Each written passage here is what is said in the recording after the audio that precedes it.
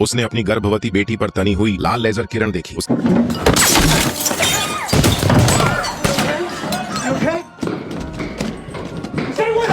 उसके पेशेवर हत्यारे वाले स्वभाव ने उसकी बेटी की जान बचा ली। वह तुरंत घर से बाहर दौड़ पड़ा। रास्ते में उसने एक बियर की बोतल तोड़ ली, उसे हथियार की तरह इस्तेमाल करने के लिए। अपने अनुभव के भरोसे उसने जल्दी ही स्नाइपर की पोजीशन का अंदाजा लगा लिया, लेकिन अगले ही सेकंड एक पिकअप ट्रक तेजी से उसके सामने से निकल गया। एंजेलो हत्यारे को पकड़ने में नाकाम रहा। वह गुस्से से पागल हो उठा।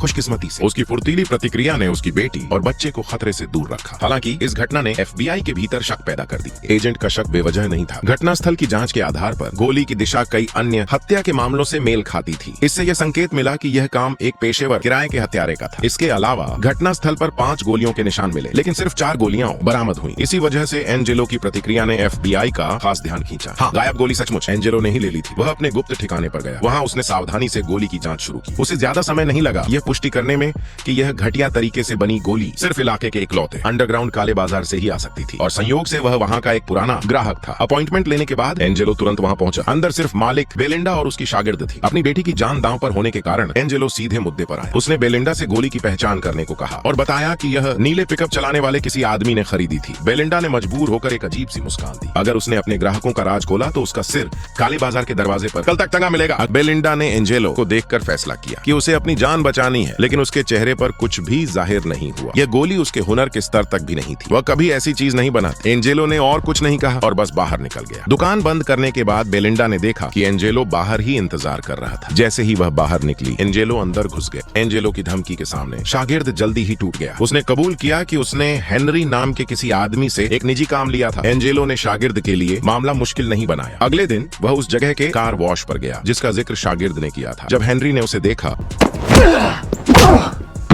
एंजेलो उसे एक सुनसान पुल पर ले गया। हेनरी ने पहले नाटक करने की कोशिश की। स्पष्ट था कि उसे किसी और द्वारा इस्तेमाल किया जा रहा था। उसने कहा, एंजेलो भी उसी की तरह है। दोनों ठंडे खून वाले हत्यारे हैं। एंजेलो ने जवाब दिया कि वह ऐसा नहीं है। मैं कभी किसी गर्भवती औरत पर गोली नहीं चलाऊंगा। हेनरी ने मजाक उड़ाते हुए हंसी छोड़ी। जब उसने देखा कि हेनरी बोलने से इनकार कर रहा है, तो एंजेलो के पास बंदूक दिखाकर धमकाने के अलावा कोई चारा नहीं था। हेनरी सिर्फ इतना जानता था कि उस आदमी को फेरीमैन कहा जाता है। उसका असली नाम कोई नहीं जानता था। हर बार जब वह आता, सिर्फ काम सौंपता और फिर बिना किसी निशान के गायब हो जाता। जानकारी मिल जाने के बाद